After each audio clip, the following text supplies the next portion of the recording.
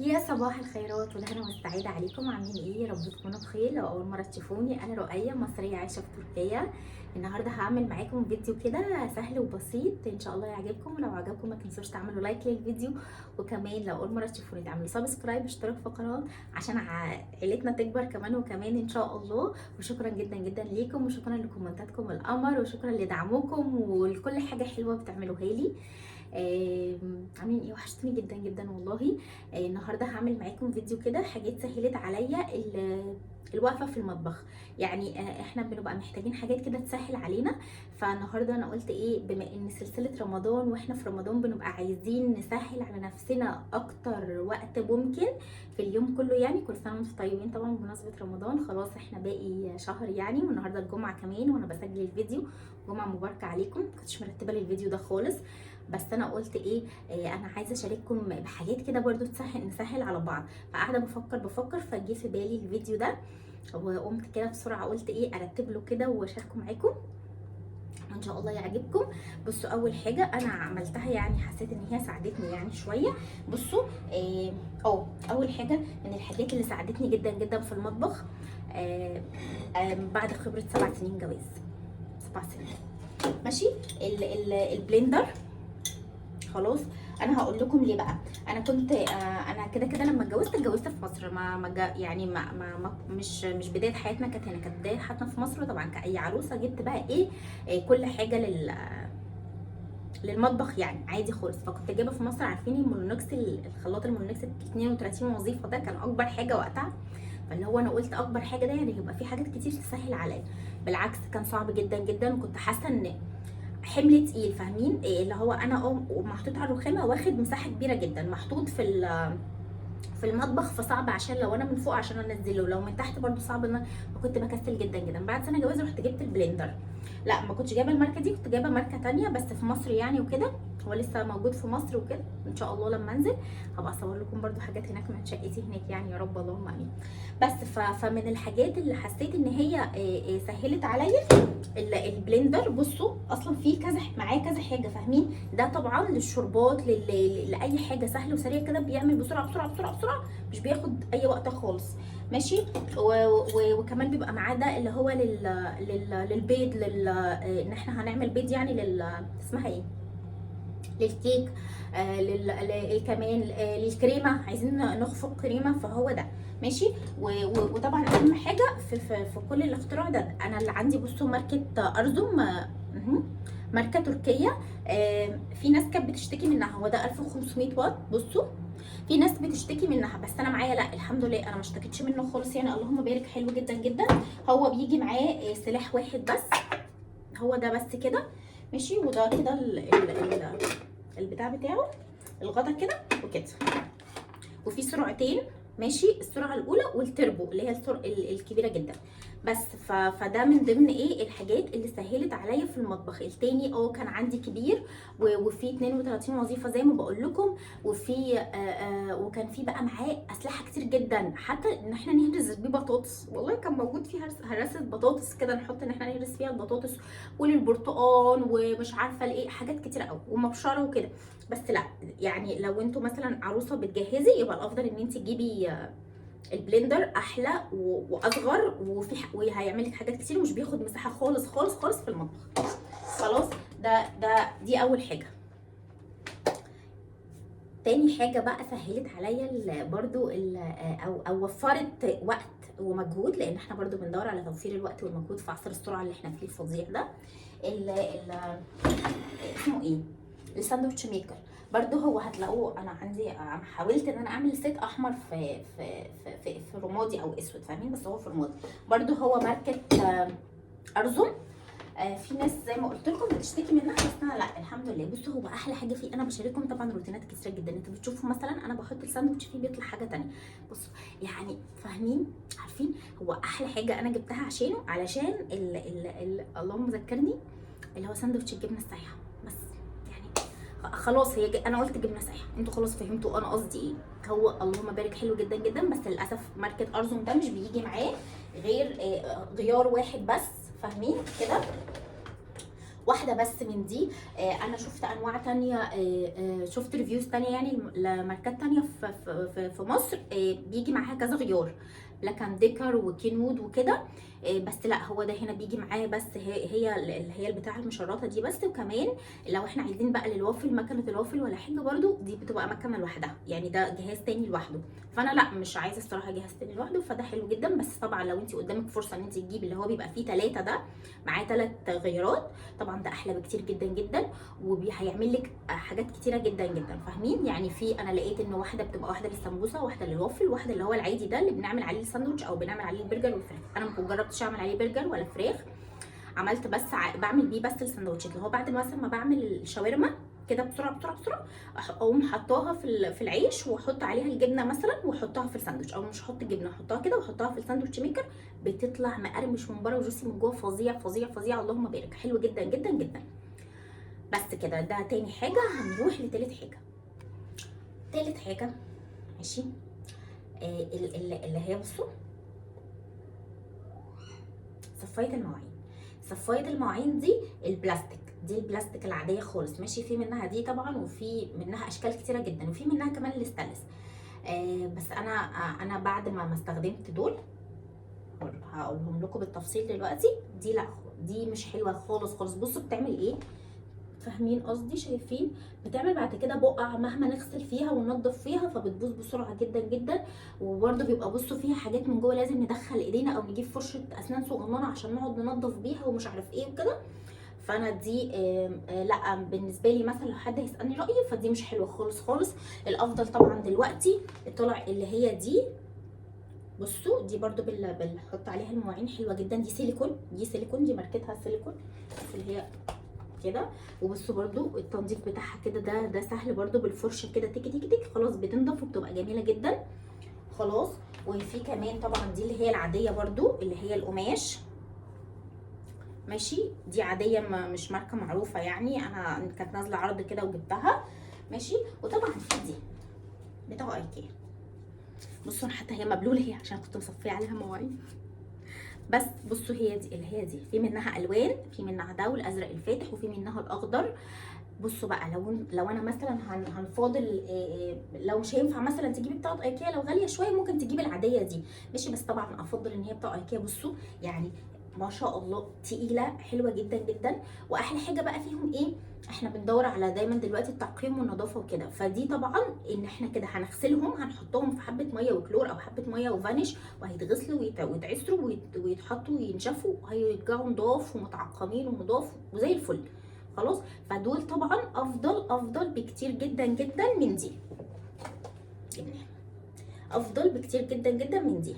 بصوا يعني دول، واللي هي السيليكون دي افضل بكتير جدا من اللي هي بتاعه المواعين العاديه دي، الصفايه العاديه. والستانلس ما بتكملش حاجه اصلا، وبتلاقوها اسمها ايه، صدت. فلا، يبقى دي احسن وانضف واوفر وكل حاجه خلاص. يلا هنروح للحاجه اللي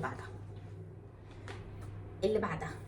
احنا اتكلمنا في المواعين، فاكيد هنتكلم في غساله الاطباق، عشان انا واحده من الناس كنت ضد غساله الاطباق قلبا وقالبا. اي حد يقول لي غساله اطباق اقول له ملهاش لازمه، انا هغسل مواعين على ايدي وهتبقى نظيفه زي الفل. بس هنا في تركيا كل مطبخ بيبقى اصلا متاسس مع المطبخ نفسه مكان لغساله الاطباق. انا برضو فضلت فتره لا مش هجيبها، برضو انا هغسل مواعين على ايدي. بس صراحه الحاجه اللي خلتني ان انا اجيبها التعقيم، مش علشان هي حاجه مثلا اساسيه ومش عارف ايه وكده، لا ما كنتش مقتنعه خالص خالص. من بعد ما جبتها بقى غساله الاطباق دي، مش عايزه اقول لكم وفرت عليا وقت قد ايه، والله يا بنات، وقت ومجهود رهيب جدا ونظافه. الحوض كلنا بنتمنى هذا المنظر، ربنا يرزقكم كلكم بكل اللي بتتمنوه يا رب واكتر، اللهم امين. بس فشايفين الحوض، انا بحط الحاجات جوه الغساله وخلاص. انا مثلا خلصوا كوبايه بحطها جوه الغساله، خلصنا طبق بحطها جوه الغساله، فالحوض بيفضل مثلا 90% من اليوم بالمنظر ده. بحاول بحاول بحاول بحاول، بس هي والله اللهم بارك حلوه جدا، كانك بالظبط هي لا تقل اهميه عن غساله الغسيل. انت الغسيل ممكن مش هتغسلي كل يوم، بس الاطباق انت بتغسلي 3 4 مرات في اليوم يعني. بما ان يعني ما شاء الله في حياه في البيت، وفي عيله وفي اطفال مثلا، وفي بناكل وبنشرب وبنتغدى وبنعمل سناك وبنعمل حاجات حلوه، فاكيد محتاجين الحاجه دي. فلو انت عروسه وبتجهزي او انت بتاسسي شقتك من اول وجديد، لازم تعملي مكان لغساله الاطباق، لان انت بالظبط حرفيا كانك جبت حد بيساعدك. انا ما بحبش فكره ان في حد يجي يساعدني يعني في البيت وكده، ما بحبهاش خالص، مش عارفه مين زيي ممكن تقولوا عليا دقه قديم، بس انا ما بحبش كده. بس كانك حرفيا جبتي حد بيساعدك كل يوم وبيغسل لك المواعين، انا مسميها كده، هي المساعده بتاعتي. بس فربنا يرزقكم كلكم ان شاء الله بكل اللي تتمنوه واكتر كمان من اللي بتتمنوه، اللهم امين. فغسالة الاطباق وفرت عليا وقت ومجهود و عايزه اديها بوسه. مش عارفه مين بقى اللي بيطلع عليها اشاعات ويقول لي مش حلوه، ما حدش لو سمحتي يقول عليها كده ايا كان نوعها. انا جبت ماركه تركيه علشان الماركه التركيه طبعا بما ان انا عايشه في تركيا فهي هتبقى ارخص شويه من الماركات الثانيه. فجبتها على انت اعملي بادجت مثلا للفلوس وشوفي افضل حاجه بافضل سعر، يعني فاهمين قصدي؟ مش هنروح نجيب اغلى حاجه بس في نفس الوقت ما تجيبهاش صغننه، لان صغننه كده انت برده هتتأزمي خالص منها. حتى لو انت عروسه وبتجهزي، لو انت جبتيها صغننه هي فاهمين قصدي؟ لا هتضايقك برده، هتغسلي تاني على ايدك كتير، فاحنا مش عايزين نعمل كده، فاهمين؟ فحاولوا تجيبيها كبيره شويه، مثلا 12 فرد دي اقل حاجه علشان تعرفي تحطي فيها الحاجه وتبقي مرتاحه. عندك عزومه بقى فمش هتقف بقى في تلال من الحلل والمواعين ورانا، لا خالص حضرتك هتحطيها وخلاص. وفي حاجات طبعا بتتغسل على الايد، وانا قبل كده عملت لكم فيديو كامل انا بنضفها ازاي عشان تفضل تطلع منها الحاجه نظيفه ومتعقمه، دي اهم حاجه. هسيب لكم فيديو كده صغنن وانا بفتحها والبخار طالع منها. احنا استحاله لما هنغسل المواعين على ايدينا هتطلع فاهمين قصدي؟ بالتعقيم ده. بس كده نروح للحاجه اللي بعدها. الحاجه اللي بعد كده هي صغير بس يحير، فاهمين؟ عارفين انتوا المثل اللي بيقولك صغير بس يحير؟ الفرشه دي فظيعه بجد. يعني انا مش اعلان لايكيا والله الفيديو ده لحد ما يجي الاعلان ان شاء الله باذن الله بس فدي الفرشه دي من ايكيا. غمضوا عينيكم كده، فتحوا، بصوا الفرشه العاديه، بصوا اسفه على المنظر بس عشان انا الفيديو ده بجد طالعه والله بكلمكم من قلبي، بقول لكم على الحاجات فعلا اللي انا عملتها وقعت فيها والحاجات لا عشان انتوا كمان ما تقعوش فيها، فاهمين قصدي؟ فبصوا شكلها، شايفين يعني؟ بصوا بقى، هم دول جايين مع بعض في نفس التوقيت وغالبا نفس السعر، يعني هي دي مش غاليه، مش عارفه كانت ب 20 ب 29 ليره مثلا، 30 ليره، ب 50 مثلا. ورجعنا تاني، معلش الموبايل فصل. ورجعنا تاني. فمن الحاجات كده فاهمين؟ زي ما بقول لكم مثلا كانت ب 50 ليره، هي مش ب 50، هي غالبا ب 29 ولا حاجه، مثلا ب 30، فاهمين؟ بس بصوا ما شاء الله هم جم في نفس التوقيت. بس شايفين وانتوا بتشوفوا دايما انا بنضف بيها الحوض وبتخلي الحوض فل. مثلا لو انا عندي صينيه فيها حاجات لازقه حطيت فيها حبه ميه بعمل بدي على طول. فبصوا ما شاء الله منجزه وجميله ومكان السلك احلى من السلك، ايدينا مش هتبوظ، فاهمين؟ لان انتوا بتستخدموا دي وبتنضفوا كده فايديكم مش هتبوظ. واهم حاجه تختاروا النوعيه كويسه وتعيش وتبقى، يعني مش اللي هو احنا جبنا حاجه كده وخلاص، فاهمين قصدي؟ لا جبنا حاجه حلوه وتعيش وبتوفر علينا برده وقت ومجهود وفلوس، فاهمين قصدي؟ يعني احنا برده هنا هنتكلم في الفلوس. يلا بعد كده خلاص دي، يلا نتكلم في الحاجه اللي بعدها. بصوا هنتكلم دلوقتي عن السله دي، شايفينها الصغننه دي؟ ماشي، استنى اوريها لكم. بصوا عندي، شايفينها؟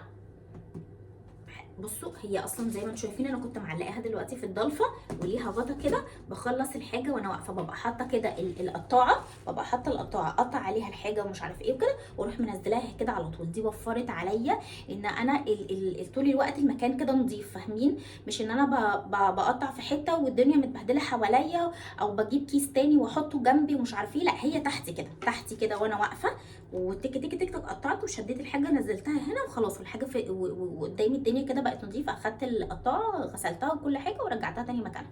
فمن الحاجات برده الحلوه جدا في المطبخ وانصحكم بيها الاختراع الفظيع ده. بصوا اهو، بنحط الحاجه فيه كده وخلاص وبقى نظيف والرخامه فضلت نظيفه قدامكم وشكلها حلو، وحاطين بس عليها الحاجات اللي انتوا بس محتاجينها وبس. في منها تاني بيتحط على الرخامه بس انا مش بفضلها قوي، بحس ان، فاهمين قصدي؟ لا حاسه ان انا بحطها على الرخامه دي. طب انا كده يعني، ما هو برده انا حطيت حاجه على الرخامه، انما دي اللي متعلقه في الضلفه احسها حلوه جدا وعمليه وشكلها جميل. خلاص نروح بقى الحاجه اللي بعدها. الحاجه اللي بعد كده الفوط. الفوط اللي احنا بنستخدمها للمطبخ، اهم حاجه ان الفوط دي تكون مايكرو فايبر. اولا بتنشف الميه بسرعه جدا جدا جدا يعني، وبتنشف بسرعه، يعني هي بتنشف الميه بسرعه وبتنشف بسرعه، وبتحافظ طول الوقت ان الدنيا كده، بدل ما تبقى الدنيا مبلوله طول الوقت، لا هي بتنشفها فما بتاخديش وقت. انتي بتحطيها، مجرد ما بتحطيها خلاص الحاجه بتنشف عليها. عايزه تمسحي كمان بيها، تنضفي بيها قصدي، عايزه تنشفي بيها المواعين مش عارف ايه كده. فاهم حاجه ان الفوط تكون مايكرو فايبر، لان هي زي ما قلت لكم بتنضف، بتنشف بسرعه، وهي بتنشف كمان بسرعه. بحطها مثلا كده على اللي هي بتاعه اسمها ايه، الدفايه هنا عندنا، بحطها ما بتكملش اصلا نص ساعه. وطبعا لو عايزين برضو فوط تاني شكلها قمر وشيك، انصحكم برضو بفوط ايكيا للعرايس الجداد.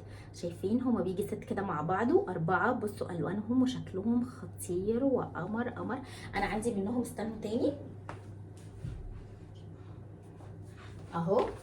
انا من كتر جمالهم جبت منهم تاني وشايلاهم، عشان دول لو لا قدر الله حصل لهم حاجه يبقى عندي دول. فاهمين؟